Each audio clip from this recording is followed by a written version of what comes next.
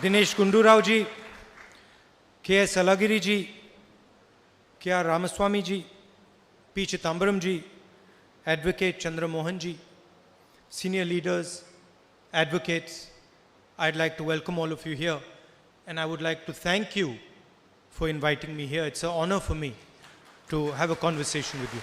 Can I use that mic? It's an honor for me to come here today and have a conversation with you. I've come more to listen to you than to tell you what I think.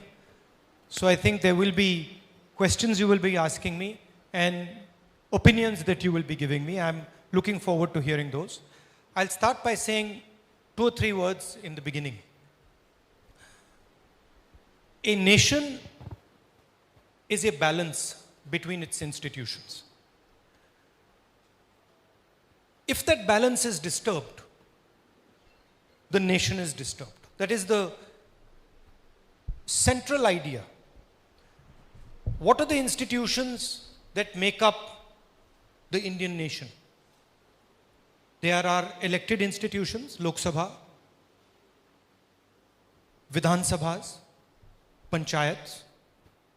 There is the judiciary. There is a supporting free press. These institutions together, they hold the nation in place. And what we have seen over the last 6 years is a systematic attack on all these institutions. Democracy does not die with a bang. It dies slowly.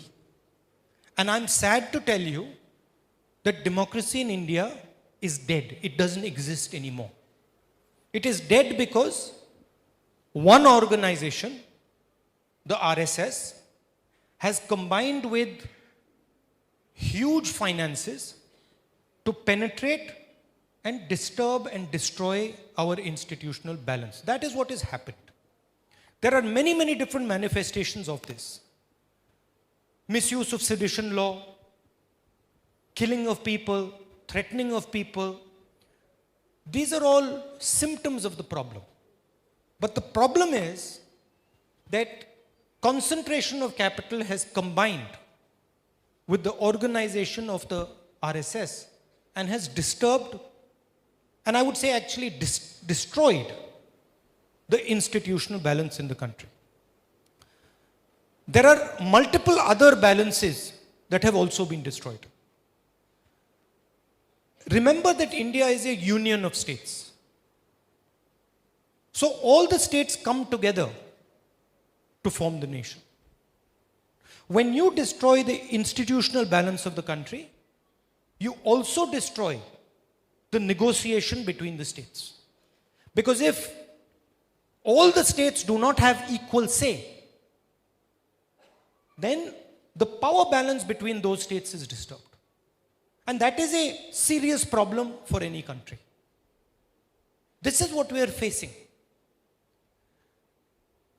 And I think the spirit of this meeting is to understand what is happening and to defend the Indian nation and India's institutions from this brutal assault that is taking place. And I think that is why we are having this conversation today. Please feel free to give me your opinions and your questions.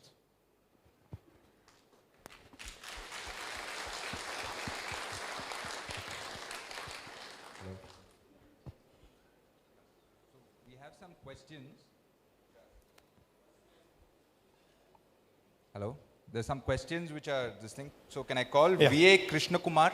I always have a question, especially when I used to be working in Uttar Pradesh in campaigning, and it's really hot.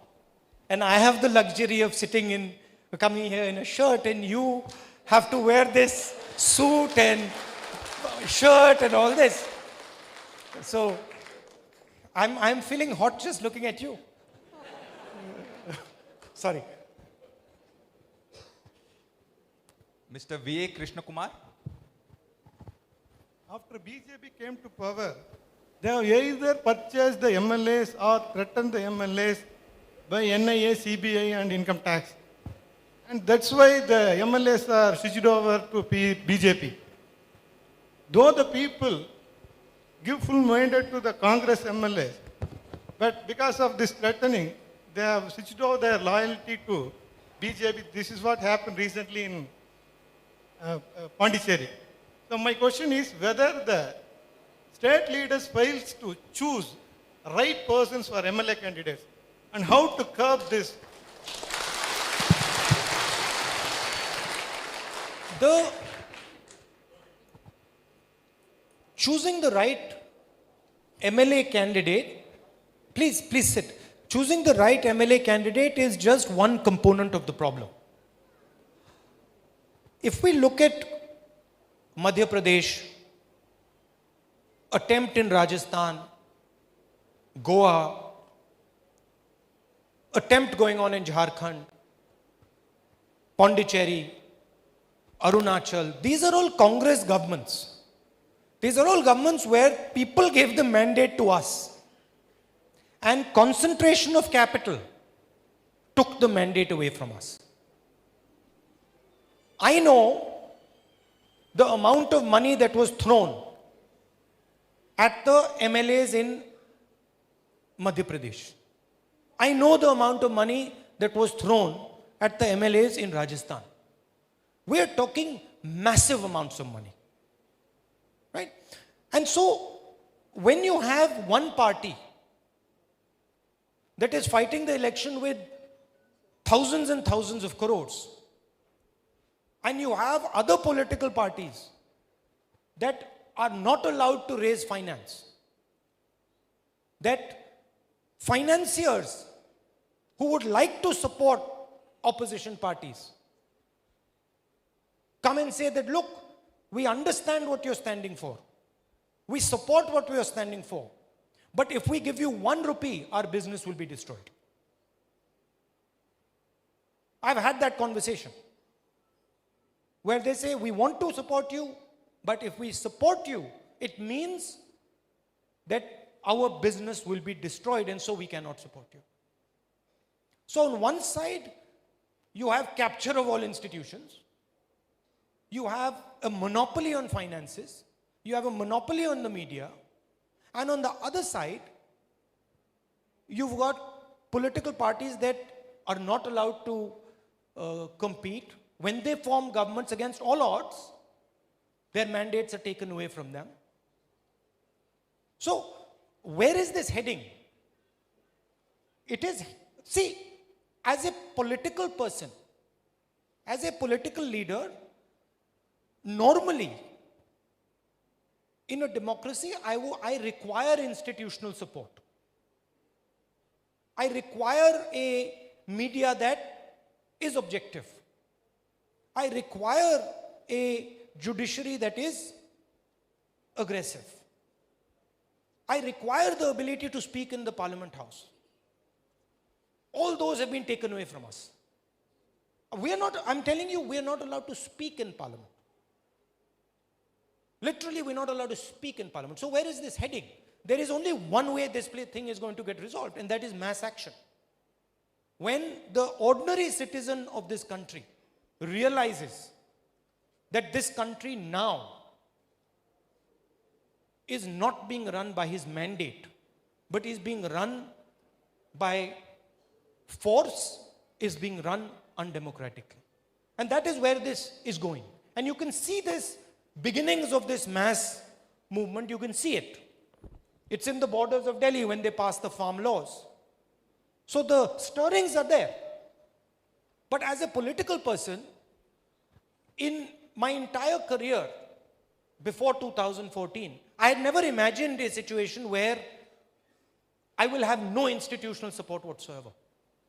So I've given you a long answer because, frankly, even if we put in the right MLAs in place, it's not enough. Because the power is so high, strong and so heavy that even that MLA will not be able to sustain it. And then the question arises, what happens after we come to power? What happens? Because there is full penetration of all institutions. There is penetration of the judiciary. There is penetration of the media. There's penetration of the bureaucracy. So what do we do once we come to power? Because we're going to have to deal with 15 years of judges who have been placed into the judiciary because they support one political party. So this is going to be a huge challenge for this country going forward. Okay. There's also a related question from VZ Victor about the anti-defection law. Mr. Victor in the audience? I just want to check. Was any law can be made to amend the anti-defection law? I mean, in case MLAs are just going to different parties, but I just want to say, in case the parties, the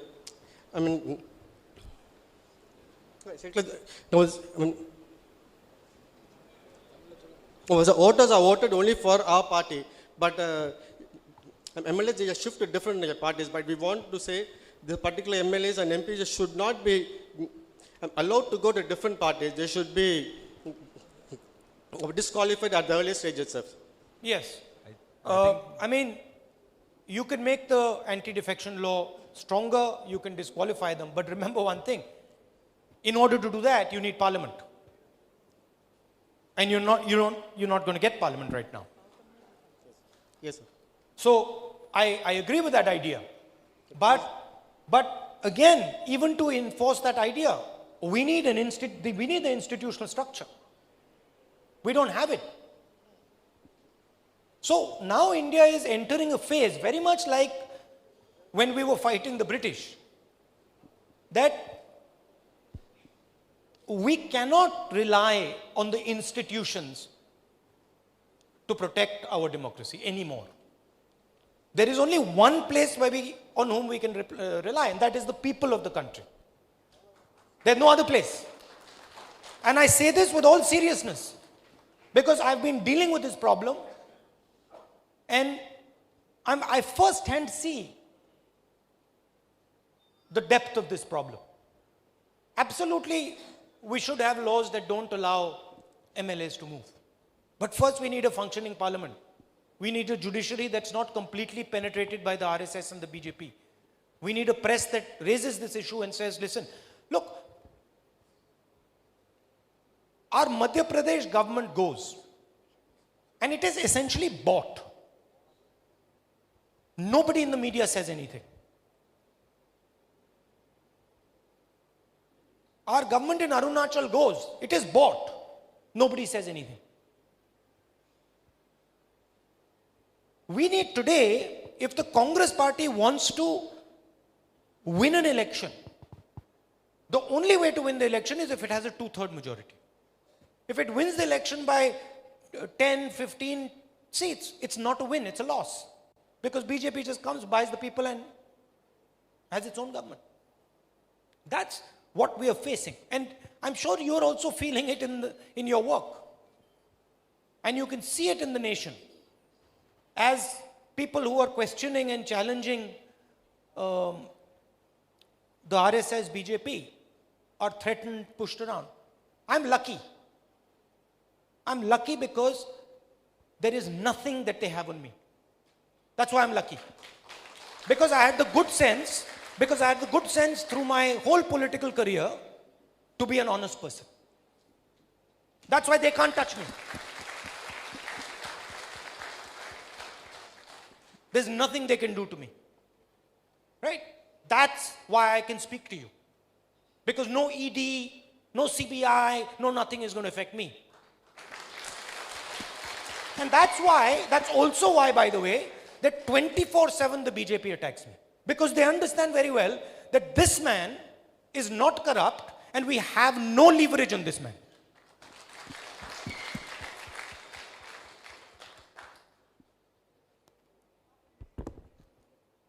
Okay, next question is from K. Raja Prabhakaran advocate from Madurai. Is he here in the audience? Respected sir, there is a provision in the Industrial Dispute Act about the unfair labor practice, right? Employing the employee for more than 8 hours duty and employ him and company him in other than the recruited and appointed post. And there is a provision also in punishing the employee. But till date, In punishing the employer. employer, yeah, I correct it, yes. Till date, not even the press or not in the press, not a single employee is punished under this act. Can we discuss this point in Parliament for effective implementation of this act? I'm happy to discuss that in Parliament. Thank you, We can sir. do that, and I'll raise it for you if you want. It is also an indication of the concentration of power in this country. It's an indication of the concentration of finance in this country. Look, essentially, as I said in Parliament, 4 people are running this country. 4. Right? That's all. हम 2, हमारे 2. And everywhere these 4 people's imprint is there.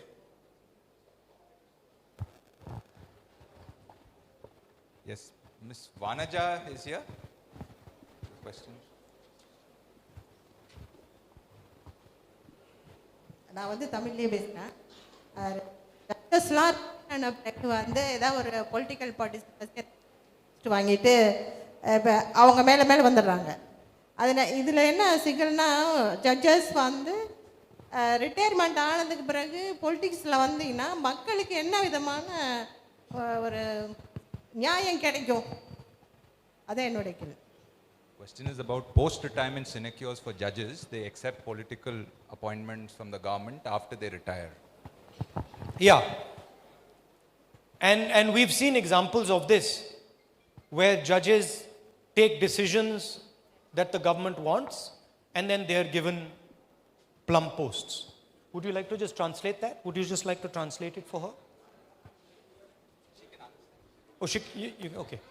So, and we've seen examples of this. I think at a minimum, we should have a cooling off period of a certain amount of years where judges cannot be given these type of posts. At a minimum. Because otherwise the whole incentive structure is in question. If the judge is going to be given a plum post after 3 or 4 cases, it will influence how he takes those decisions. So I think at a minimum we should do that. What would you like?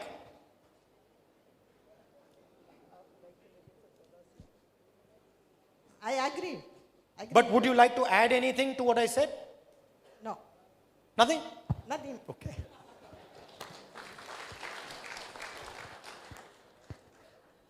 Next question is from S. Annadurai, Advocate Rani Pet.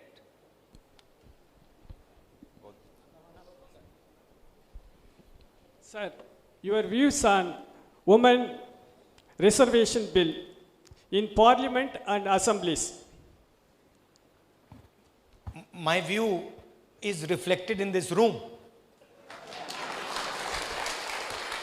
I am having to look carefully. 1, 2, 3. I'm having to look very carefully to find the ladies. And I think that in every institution in our country, we need to have more women. And we need to give them more space. So I'm fully for women's reservation. I would like to see more and more women in the judicial system. And of course, I'm for women's reservation in Parliament and Vidhan Sabhas. You need, but let me say, you need more than reservation.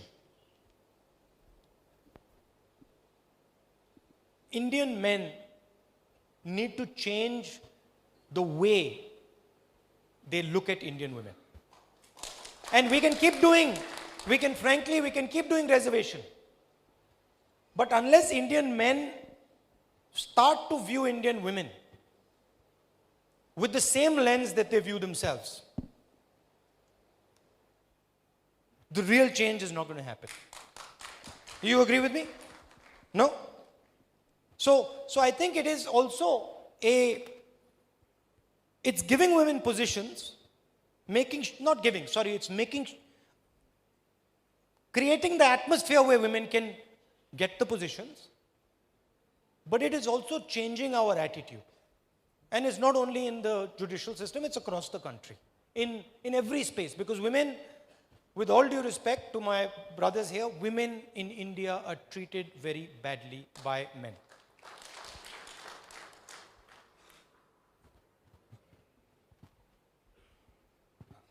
Okay, the next question is pertinent to all of us here about laws delays by Z. Rizwan Hussain.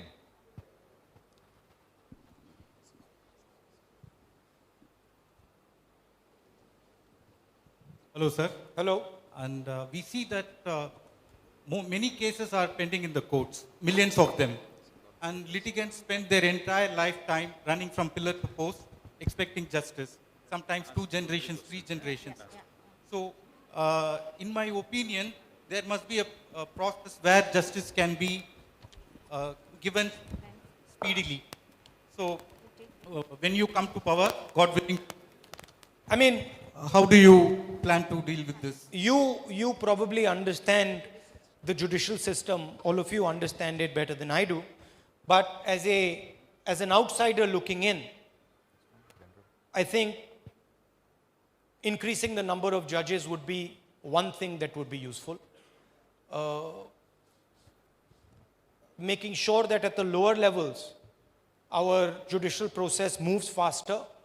That would be another thing we could do. What are the type of things that you would suggest? Yeah, there should be some time limit for the cases and judges, more judges like you said, and also appeal process. So there is a lot of appeals.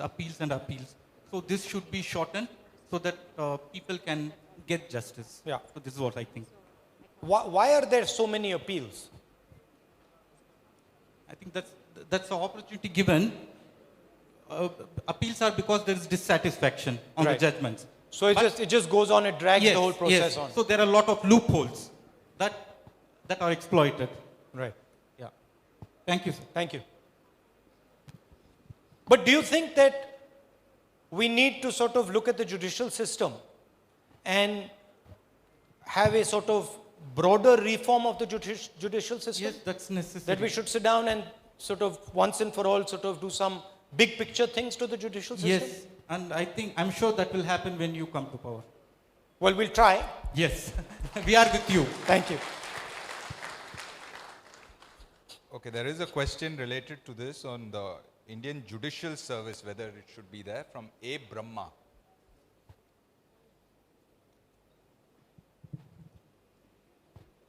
In our nation,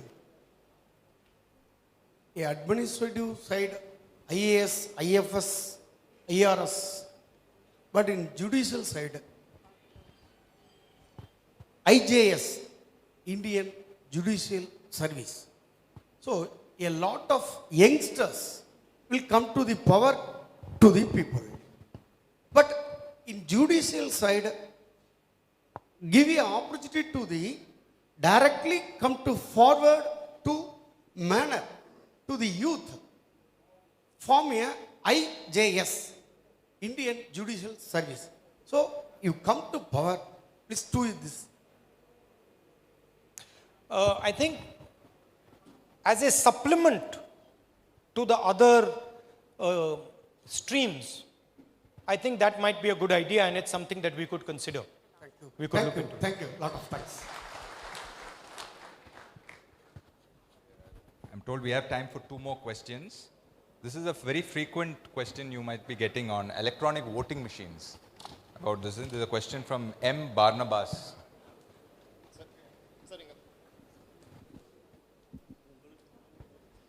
Dear Rahulji, I want to ask a question that the electronic voting machine is dropped in so many developed countries, but in our country, still using that machines, even though it is malpracticable.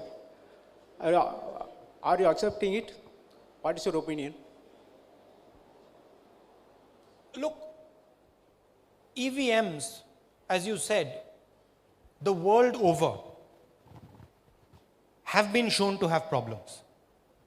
Many developed countries refuse to use them because they feel that they are open to manipulation. One of my biggest issues with the EVMs is that the Election Commission doesn't give us access of the type we would like to study those machines. Whenever the Congress party has asked, show us the machine, let us look at the machine properly, let us do random checks on the machine, we are told you can't do that. So I would be comfortable with the EVM if I could see that it was open to checking, that it was transparent, that it was accessible to political parties. That's the first thing. Fundamentally, I'm not entirely convinced myself that EVMs are 100% secure. I don't believe that. I think there are problems with EVMs. But a first step can be the Election Commission saying, okay, political parties are having doubts about these machines. We will give them full access to the machines, to look at the machines, to study the machines, and we will allow random checking of machines by neutral observers. That they don't allow. Then it makes me wonder. Then I start to ask the question, why are they not making this machine transparent? Thank you. Okay, there are also other questions about the present laws. This is from Advocate Jijish from Tiruchirappalli Bar Association. Hello, sir. Hello.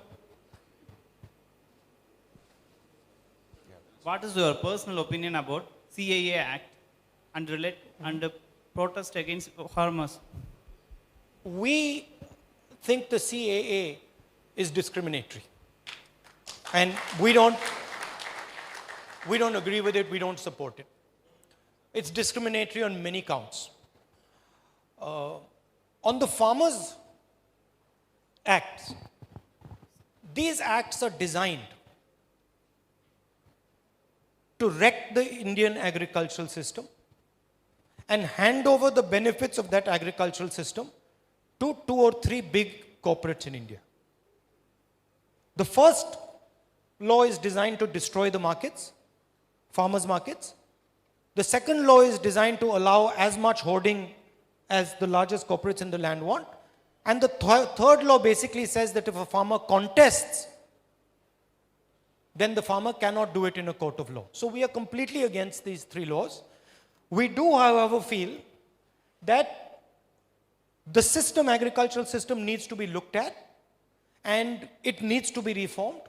But the reform cannot be done by destroying the system. And if any reform is going to be done, the stakeholders of the system, the farmers, laborers, small traders, they have to be involved in a discussion from which the reform will evolve.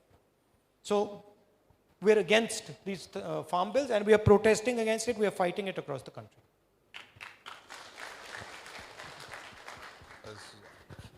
One more question on secularism. These will be the last questions we are taking because Mr. Gandhi has to proceed for his next functions. So from Selvam Soundar.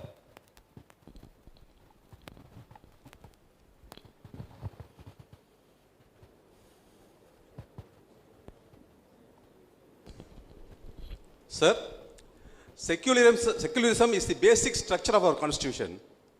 Sir, now the minority institutions are facing, very often facing problems, sir. Do you think there is a danger to the secularism in our country now? There is a full-scale assault on secularism in this country. And the RSS and the BJP are leading that assault. You said secularism is a foundation of our constitution. It's much more than that. Secularism is the foundation of our culture and our history. If you go back into time, you will see that this country has always been a sensitive, compassionate country that embraces different types of ideas.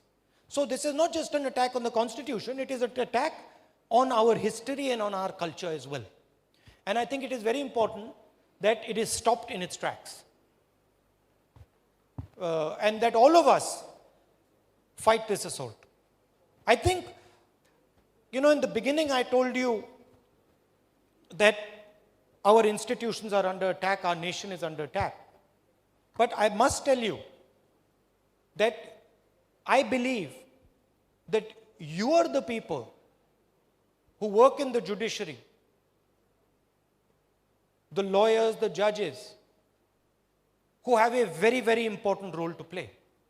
Just like we have an important role to play, just like politicians have an important role to play, you also have a very important role to play. If you stand up